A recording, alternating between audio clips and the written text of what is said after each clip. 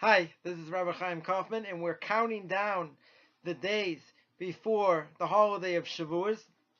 And on Shavuos, I thought I'd make this video and speak about the Torah reading of Shavuos. What do we read on Shavuos? We read the giving of the Torah, right? We read about God giving us the Torah, specifically giving us the Ten Commandments. So I thought I would highlight a little bit about the importance, as we may know, about the Ten Commandments, but even if we know what they are, do we really understand what they mean?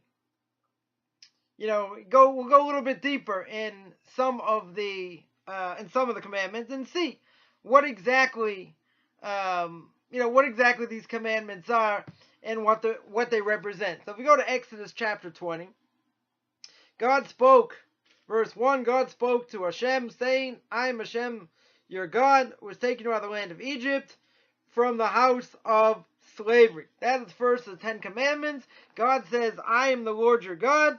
What have I done? I've taken you out of the land of Egypt. Now, it's an obvious question.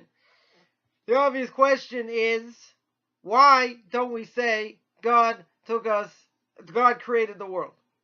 Because here, the first of the Ten Commandments is an obligation for a Jew, and for a non-Jew for that matter, to believe in God. Right? Non-Jew has the same obligation, right, to believe in God. But here the Torah says, how do I know God exists? Because he took us out of Egypt. It would have been easier or better to say God created the world. So here the Torah is different than any other book that's out there, any other religion that's out there. Believe in one God. Right? That's what Abraham brought to the world. And God chose Abraham, Abraham chose God, and he passed these ideas to the Jewish people. And here it's solidified as the first of the Ten Commandments. Now, God could not have said, I'm the Lord your God because I created the heaven and the earth. Now, even though we know, if you go back to Genesis chapter 1, verse 1, God created the heaven and the earth, nonetheless, who was there to witness it? We don't know of any witnesses. God was there first. There are no witnesses. Here, by the Ten Commandments, God says, I'm the Lord your God because I took you out of Egypt. That means God intervenes in history. And we know that God took us out of Egypt. A lot of the book of Exodus is about that. So, God's imprint in history, the fact that he intervenes in history, which means there is divine providence. So for a Jew, this is crucial. A Jew absolutely has to believe not only that God exists, but he runs the world. He intervenes in history. A non-Jew has to believe God, there's one God, he created the world. He doesn't necessarily have to believe that God intervenes in history. Nonetheless, this is the first of the Ten Commandments, one of the 613 commandments as well. That is belief in God. So for a Jew, again, and a non-Jew, belief in God is crucial. And we hold that belief in God is not just a flippant, I believe. Right? It's based on knowledge. What's the knowledge we know? He took us out of Egypt. How do we know? We've got a lot of information written about it. Most of it has already been proven. 60-70% of what happened in Egypt has been proven. So, therefore, it gives tremendous credibility here. So again, first of the Ten Commandments, right, is belief in God. Second, you shall not recognize the gods of others in my presence. Now, there are a few commandments here about idolatry, about avodah zarah. Avodah zarah is one of the three cardinal sins. Every Jew has to give up their life anytime, any place. Right? There's idolatry, murder, and immorality. So idolatry is something that God cannot look the other way. It's a real serious thing. Obviously, as we mentioned, it's one of the big three. Now here, the Torah says, don't recognize the gods of others. Don't give them credibility. We'll see. You're not allowed to bow down to them. You're not allowed to have them in your house, even if you don't bow down to them. We'll see these subtle differences. But idolatry is something God cannot tolerate. Now, you might ask, like, what's the big deal? In other words, who cares if people believe wrongly in other gods? It's one of the 7 Noahide laws also. You cannot be an idolater. So, why is it so bad? Why should God really get upset? Now, we have to understand that, if we mentioned before, if God runs the world, and there's nothing in the world, there's nothing in nature that can do whatever it wants. In other words, God controls nature. If the sea decided, I want to, destroy half of Southeast Asia, put Atlas back on the map, so to speak, keep them in business, if God says yay, okay. If God says nay, it's not going to happen. These things don't have power in and of themselves. Now, today, you might say idolatry may not be so in vogue, even though, there are plenty of idolaters. Many hold Christianity is idolatry. You have the Hindus, and, there's plenty of idolatry going on in the world. But the power to run after it has been diminished greatly.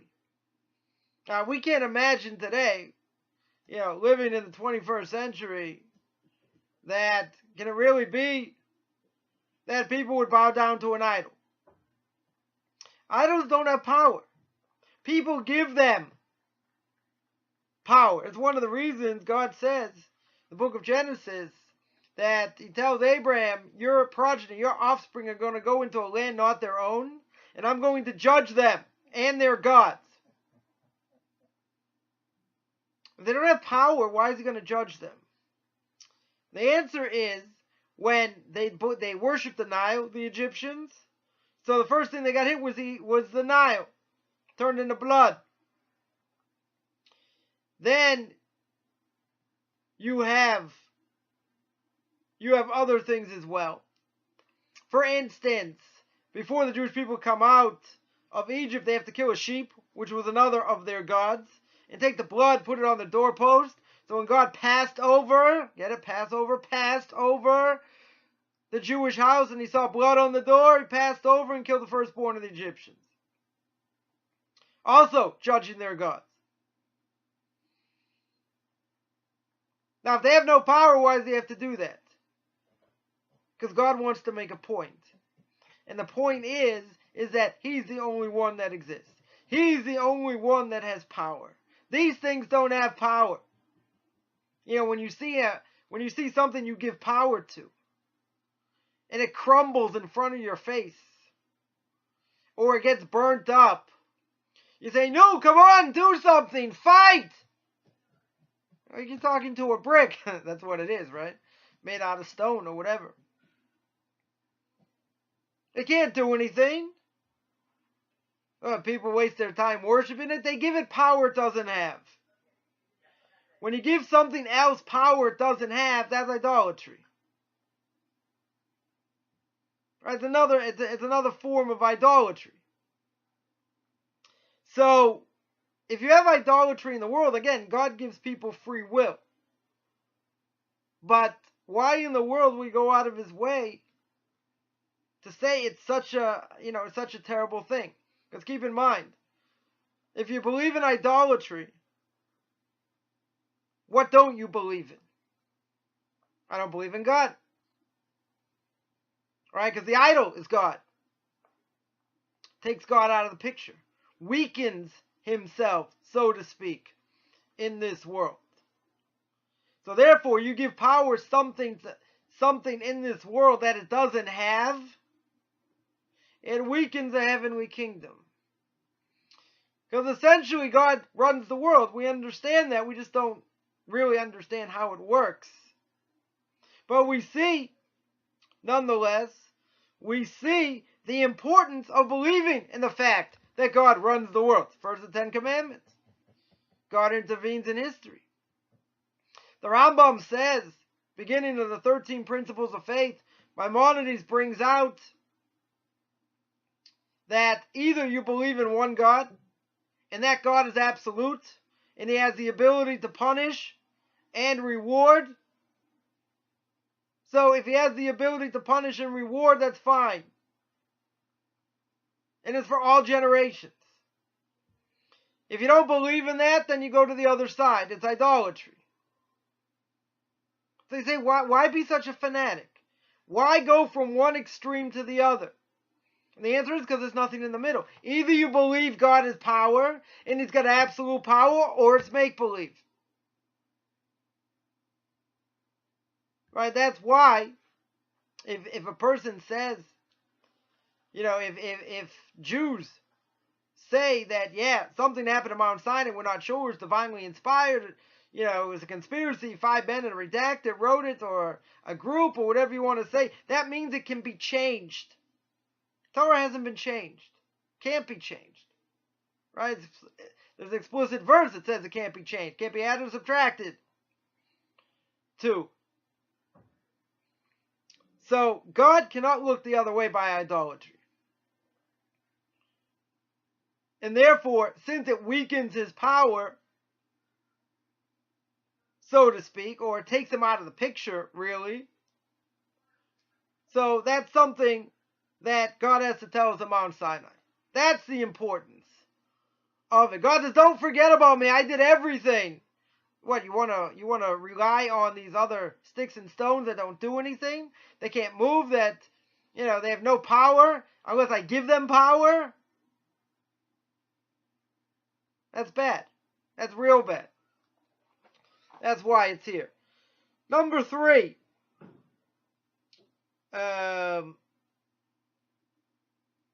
Don't make yourself a carved image, nor any likeness of that which is in the heavens above, or on the earth below, or in the water beneath the earth. So not only are you allowed not to recognize them, meaning giving them power, but you're not allowed to have a carved image or likeness in your possession. Whether it's a carved image of the heavenly constellations, the stars, the moon, etc. Pictures like that. I mean, you can draw pictures as long as it's not a full picture of a moon, or the sun, or any of the, seemingly any of the signs of zodiac, something like that. Also, heavenly constellations. It's also going to be forbidden. Now, the novelty here is even if you don't worship it.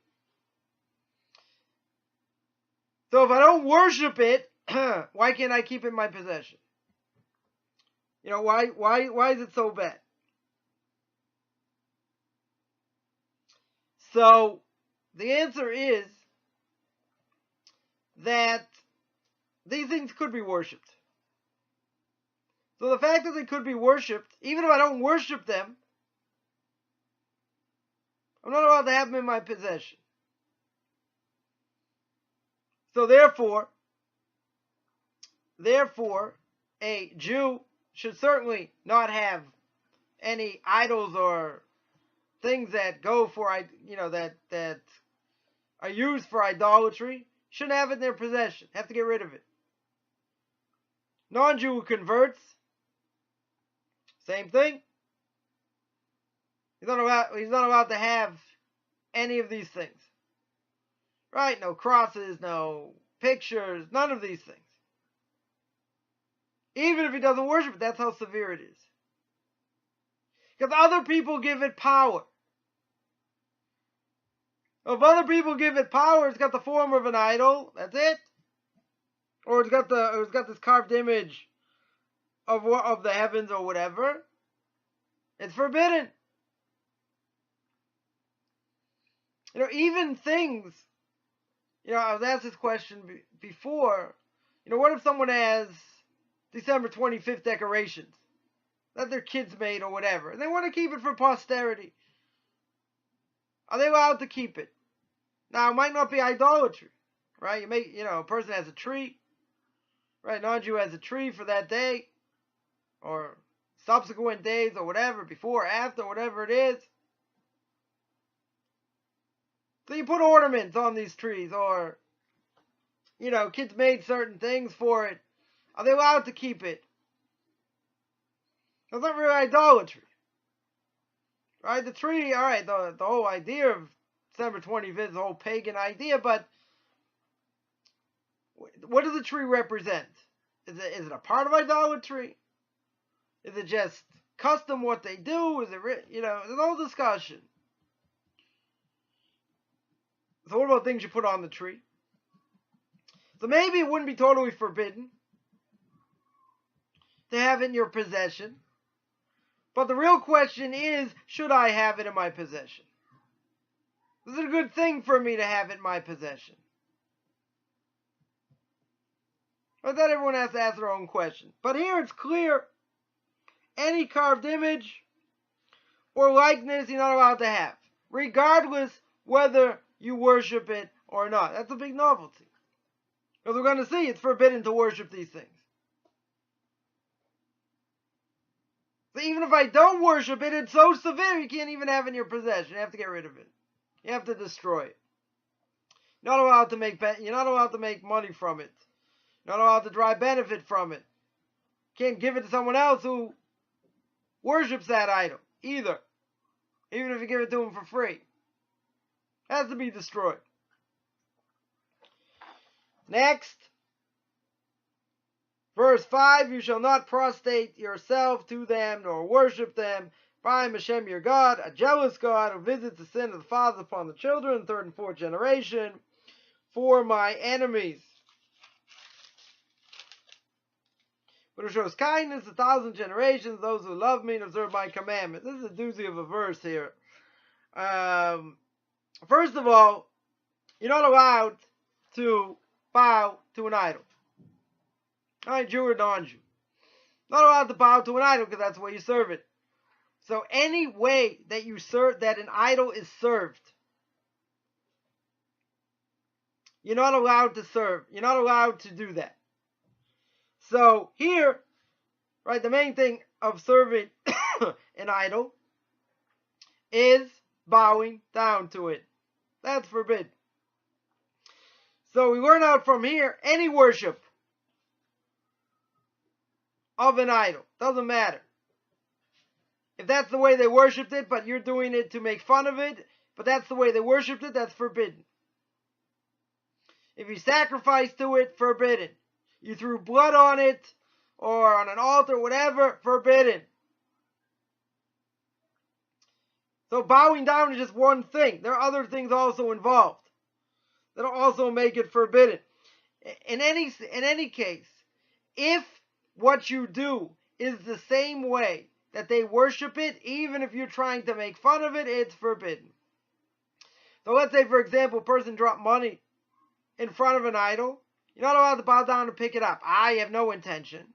You'll spit on the idol, you'll kick it, you'll, take a baseball bat and use your Louisville Slugger against it, so what? That's the way they serve it. That's forbidden. So if you drop money in front of an idol, how do you get it? So you should turn your back to the idol and try and pick it up. Or do it in a way where you don't have to fully bend down. Do it to the side, whatever. But you can't pick it up by bowing down because that's the way you served it, regardless of whether you had intention or not. Now, why are you not allowed to do this? Because the Torah says, I am Hashem your God. There's one God, me. It's like God saying, hey, I'm over here. Don't bow down to this stupid thing. Don't worship it. God's a jealous God. Now, jealous doesn't mean like we think it means. Right? We may be jealous of what someone else has or what someone else does. God doesn't have these character traits. We anthropomorphize this idea by saying God is jealous. But jealous doesn't mean, oh, you think you're going to worship him? Who do you think I am? You don't think I'm anything? You don't think I have power? Oh, am I going to get you? I'm going to zap you. That's not what it means. What it means is a jealous God means a God who has power. God who can enact punishment. and give reward. Right? You wouldn't necessarily learn that from the context of what jealous is, but that's what the commentaries tell us. It means that God has the power to enact punishment or give reward. That's when it says, I am Hashem your God, who has that ability. And then the Torah says he visits the sins of the fathers upon the children, third and fourth generation, for my enemies. That's the hard thing to understand also. Why is it that the children have to suffer for what the father does? If a father sins, why is it the child's fault? Well, what did the child do? So one explanation is that if the child goes in the way of the father, in the negative way, in the sinful way of what the father does, then this applies. If the child breaks away, doesn't learn from the father's bad example, then this won't apply. So it's an interesting thing, right? People get caught up in this, and they think, what?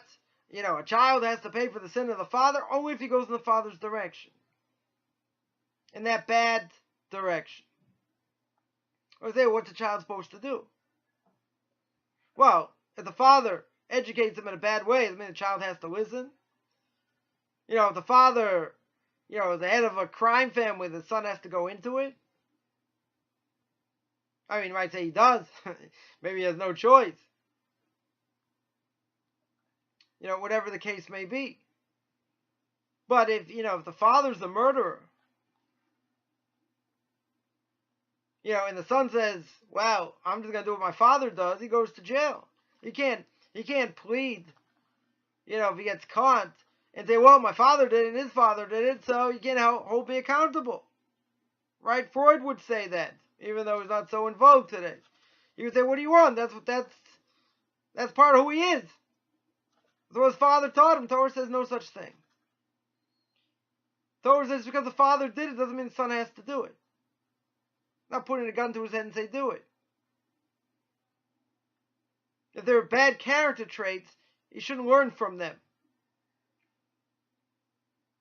If he does, and he goes in that direction, even though the father's the bad example, the son is liable. And the son is liable if he goes in that direction. Therefore,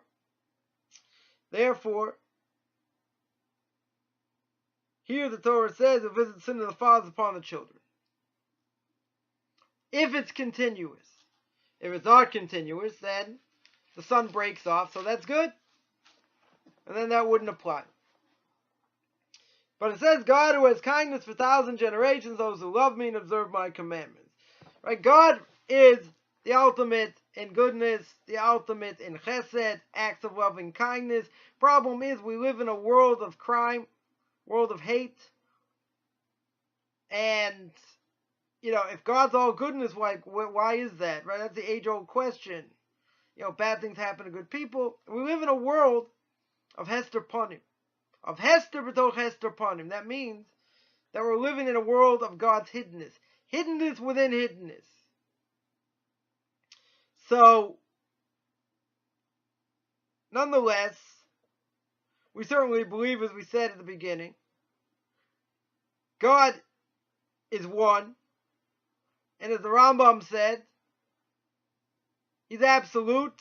He has the ability to give rewards and to punish. So, to those that love Him and observe His commandments, God has tremendous compassion.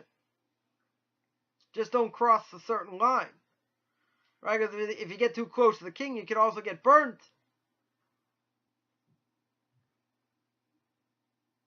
But He has kindness for people who do what He wants them to do.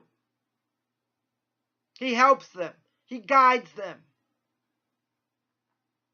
Don't get on His bad side. But again, if you look at the world, it doesn't look that way. That's because we don't see everything clearly. We're a soul stuck in the body. Something pure stuck into something that's impure. Why is it impure? Because it came from this world. It's not going to live forever. It's limited in what it can know, what it can do.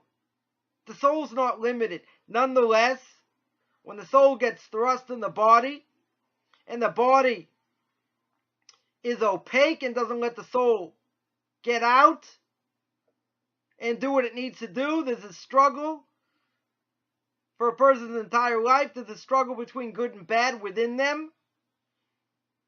Good means you go after godliness, spirituality. Bad is you go after the body. Doesn't mean a person is intrinsically bad.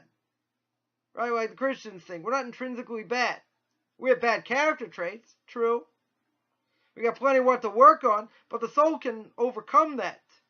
It's just there's a constant struggle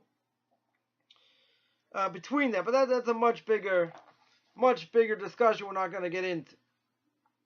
Next, you shall not take the name of Hashem your God in vain, for Hashem will not absolve anyone who takes his name in vain. Right? This is a problem. Just like you cannot make an idol, you cannot also disgrace his name by using it for no valid purpose. There's a lot of discussion about taking God's name in vain. It's like you use his name, for instance, and say something that's not true. A person would say, I swear, they swear by God, blah, blah, blah, blah, blah, but it's not true. Is there no greater scorn than that? And a lot of ramifications what this means, because we don't necessarily know what it means to make an oath. Right? Even if we don't necessarily say it in the language of an oath, it still could be an oath. But you use God's name. God's name is not something to play around with. If we're using the holy names. People can tap in to the dark side, which is a lot easier than someone being on a high level using God's name. That's a whole discussion of itself also. But you're not allowed just to say God's name for no reason. That's why it comes after idolatry. What? You mock God by believing in other idols and other things that have no power?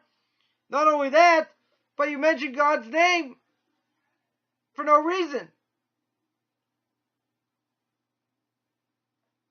Right? Also not good. Then the Torah says, remember the Sabbath day to sanctify it. 6 days shall you work, accomplish all your work.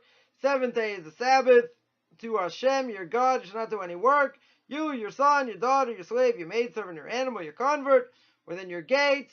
For in 6 days, Hashem made the heavens and the earth, the sea that's all in them, the sea and all that is in them. And he rested on the 7th day. Therefore, Hashem blessed the Sabbath day, and he sanctified it. So here, the Torah tells you that you have to keep Shabbos. Right? A Jew has to keep Shabbos. A non-Jew, if he wants to keep some aspects of Shabbos, he's allowed to, but Shabbos is really given to the Jewish people. But a non-Jew can certainly have a portion in it. Nonetheless, you're not going to work. What does work mean? There are 39 categories of things you're not allowed to do. You're not allowed to cut, not allowed to write, not allowed to make a fire, but you are allowed to reheat. If you already have a fire that exists, if you already have, let's say, a hot plate, and you have food cooked already, so right before Shabbos, you can put it on the hot plate and take it off on Shabbos and eat it. That's not cooking. You already cooked. But you're not supposed to do any work. So again, what work are we talking about? We're talking about the 39 categories. Where are the 39 categories? Where does the Torah mention? The Torah doesn't mention 39. The Torah mentions 3. Cooking is one of them. Carrying is the second one. So, how do we know? Where do we learn them out from? We learn them out from the Mishkan. We learn them out from the building of the tabernacle. Because if you go to the book of Exodus, and the end of the book of Exodus talks about building the Mishkan, and it goes into great detail about the boards, and the poles, and the loops, and the clips, and the this, and the that. Right? For many chapters.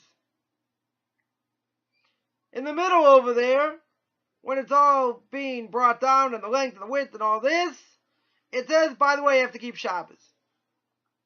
Commentaries ask, I don't understand. You're talking about building the Mishkan.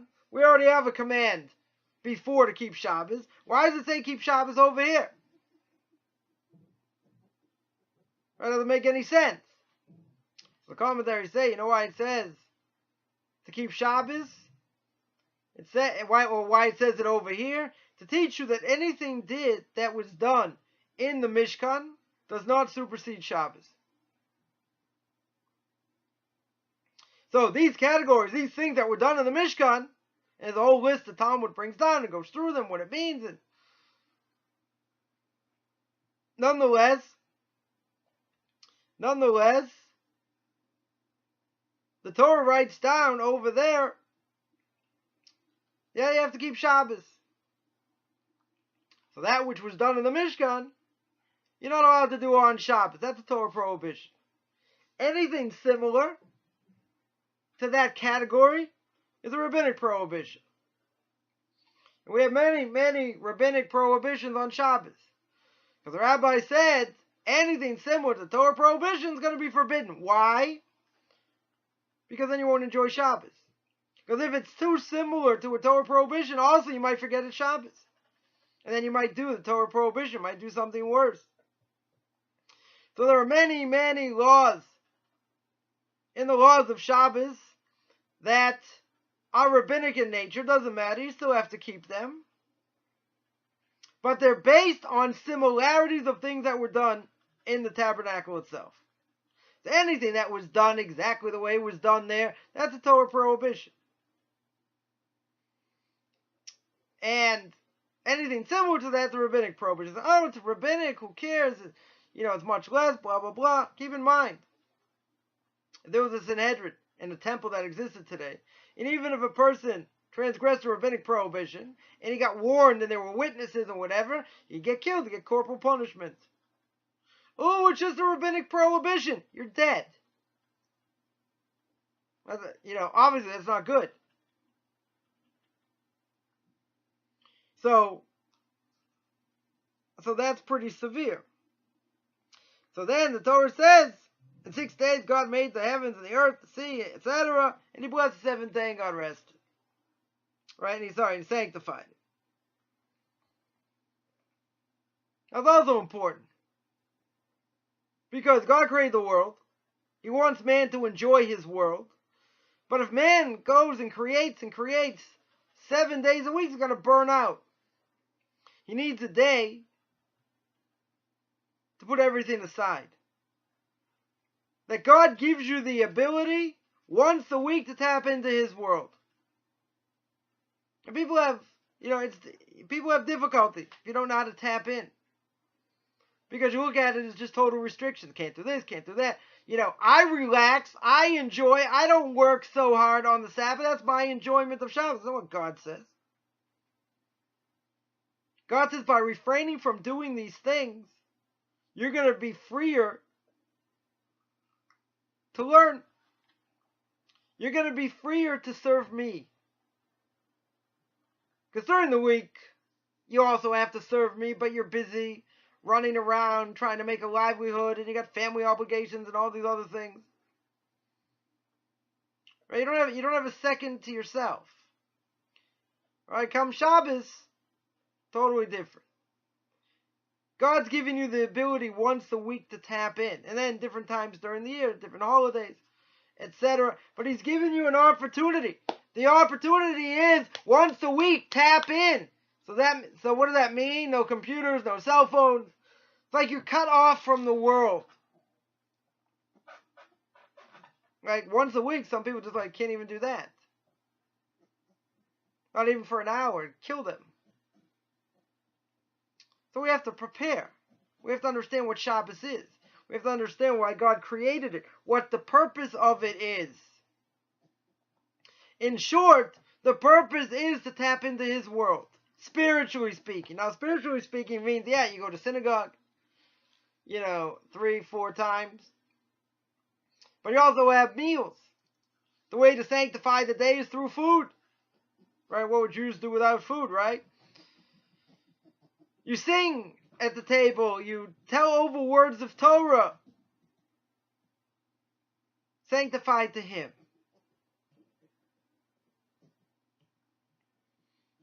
It's also important. Next, honor your father, your mother, so your days will be lengthened upon the land that Hashem, your God, gives you. Now, it's an obligation to honor your parents. Now, we can understand why there's an obligation. Right? It's a difference of opinion if a person's family, a person's parents were evil, whether you still have to honor them or not. Right? We hold you're not allowed to disparage them, you're not allowed to make fun of them. Right? Honoring them means, a parent walks in, at least once a day, a person should stand up for them. You're not allowed to contradict them. Even if they say something wrong, you can't say, Dad, you're wrong, or Mom, what are you, out of your mind? That's not right. You can say, well, I heard like this, or the Torah says like that. So you're not directly saying that they're wrong. You have to show respect.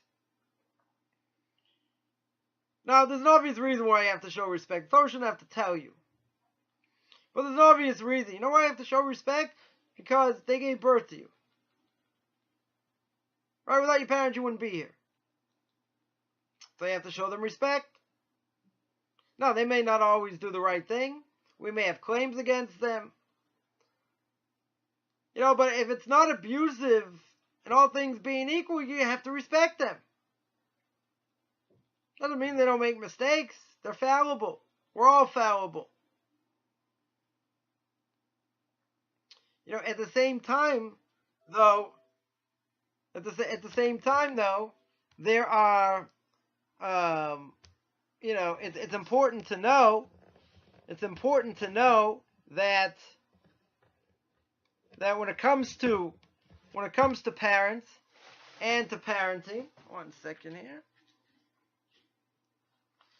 When it comes to parenting,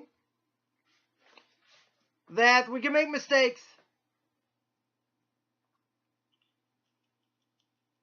But even if we make mistakes, doesn't give a child the right to abuse them.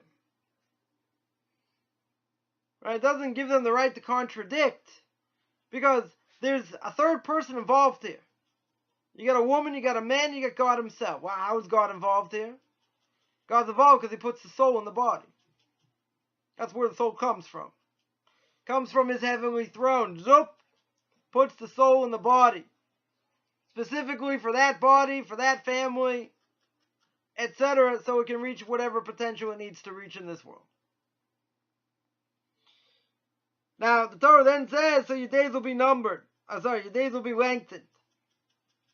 The only other command in the Torah that says you're going to have long life is if you do the mitzvah Shiluach HaKen. The mitzvah Shiluach HaKen means you take the mother bird if it's hovering over eggs, push away the mother bird and take the eggs. But it doesn't mean you're going to live a long life in this world. It means you're going to have long life in the next world. Right? That wouldn't make so much sense, because you could see people that honor their parents, and they don't live till 105. They could live, until they're 40. They could die at 35. They could die at 60. 60 is not long life. And then over 70, David HaMelech says it's long life. Right? But a person can die young, so it doesn't mean that. It means that you're going to have the ability to have long life in the next world. Right? You get a bigger portion of the world to come. Next, you shall not kill. Right? That should also be obvious. Right? We're not allowed to take life. But not being allowed to take life doesn't just mean you shoot a guy in the head. Not taking a life could mean pulling someone off a respirator. It's also murder. He's a vegetable, he's this, and we're trying to help him, but if you do anything to cut his life short, that's murder. Right? Judaism holds that that's murder. So we have to be careful. If a person, for instance, had a relative, spouse, whatever, and they had a pacemaker and they cut it off, and the person was going to die anyway, but is going to die quicker, that's also murder.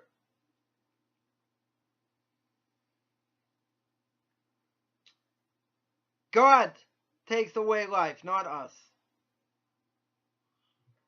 God gave the soul, put it in the body. So when he decides that the soul should come back, that is his choice. Right? That's absolutely his choice. We're not God. We shouldn't even play God. So pulling the plug because you think you're doing something beneficial for the person is murder. So murder just doesn't mean I kill somebody. I could kill someone when I think I'm doing something for their benefit, by easing their pain or whatever. That's murder. Should not commit adultery. Also, one of the big three that you have to give up your life for at any time, right? Immorality. Totally forbidden. Now, we live in what looks like a lawless world where almost anything goes. There is no real right and wrong. It's just I do what I do. Hopefully I don't get caught.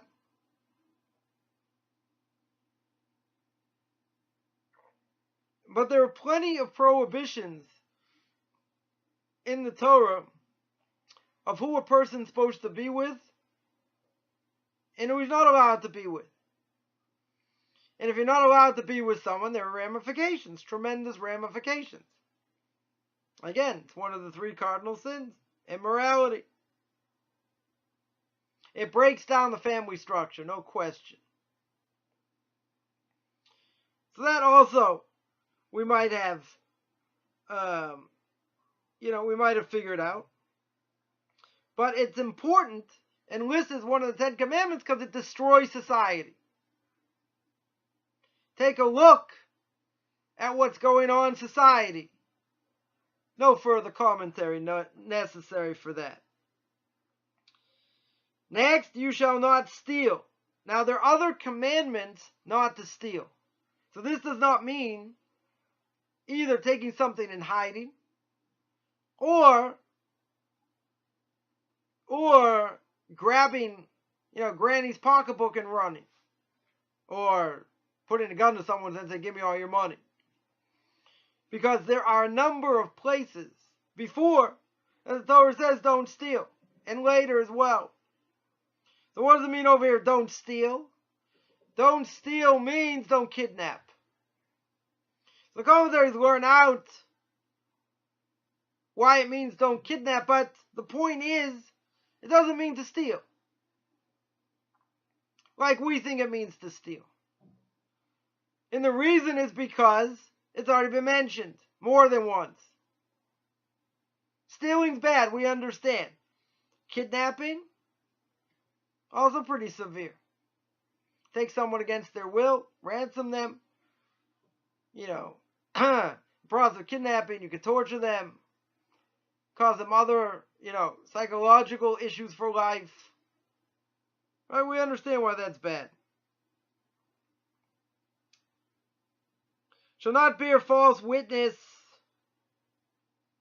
against your fellow. Right? You're not allowed to lie. Torah says a number of places don't lie. Here you're not allowed to give false witness. You're not allowed to testify falsely. This person did this to you or that to you. Irrelevant. And someone else has a case against him. You're not allowed to lie. You're not allowed to give testimony, and try and bury someone else because you have a grudge against them or whatever the case is. Right? That's also forbidden. And this kills people. This destroys people. It's like you're a hired gun to destroy this person. Not allowed to do that. Don't covet. And don't covet your fellow's house, your fellow's wife, his manservant, maidservant, ox, donkey, anything that belongs to your fellow. This is the last one. This is an amazing thing. Why? What's so bad about coveting? If a person desires something, let's say he desires something he can't have. If he desires something that his friend has and he can't have it, what's he going to do? So one thing he may try and do is try and take it away from him. Or try and steal it or whatever. Now, coveting over here, everybody's got desires. Right? Everybody wants things that don't really belong to them. Doesn't mean they always act on it. Right? Most likely, probably, many people don't act on what they think or what they desire, because they'd be put in jail if they did, or cause other issues.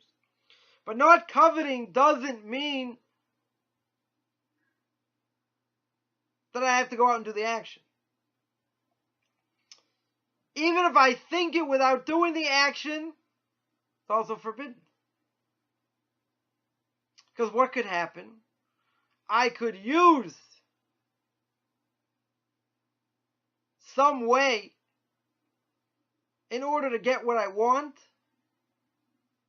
by doing something illegal. Doesn't mean I shouldn't have nice things. Doesn't mean I can't dream or whatever.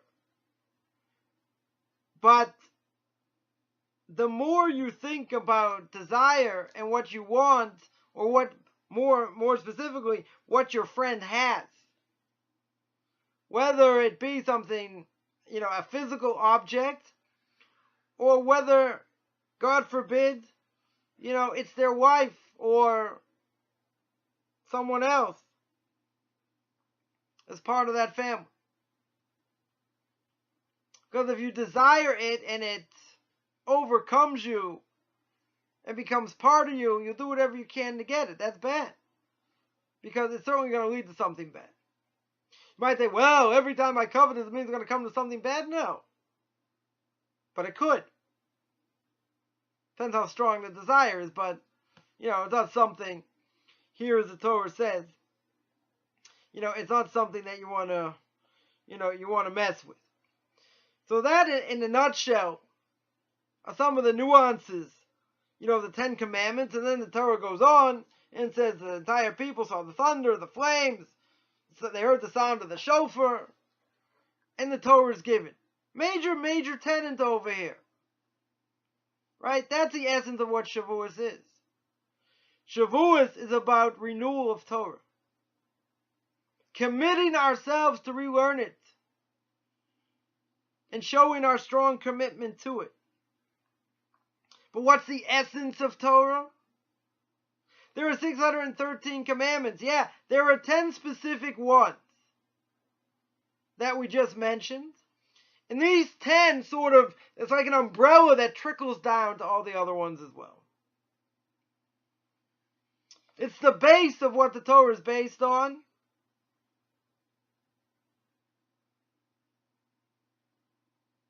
And it trickles down to other things as well.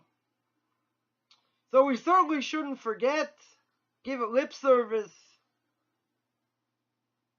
These are the 10 Commandments. Yeah, they're important. They're extremely important, and most people don't know what they mean. Again, I only gave a glimpse. You could spend, hours going through each one and what the ramifications are. First of all, most people can't even list the 10 Commandments, but even if they read them, they don't necessarily know what they're reading. They don't understand what it means. Right? How many people thought that when the Torah said don't steal over here, it means don't steal money. Or don't steal from your friend or whatever. Right? Most people wouldn't have known that it means don't kidnap. So there's plenty going on here in each commandment. So these are some of the things that we should have in mind when we hear the Torah in the morning of Shavuos. And it should help us recommit ourselves to the learning of Torah and to the keeping of mitzvahs.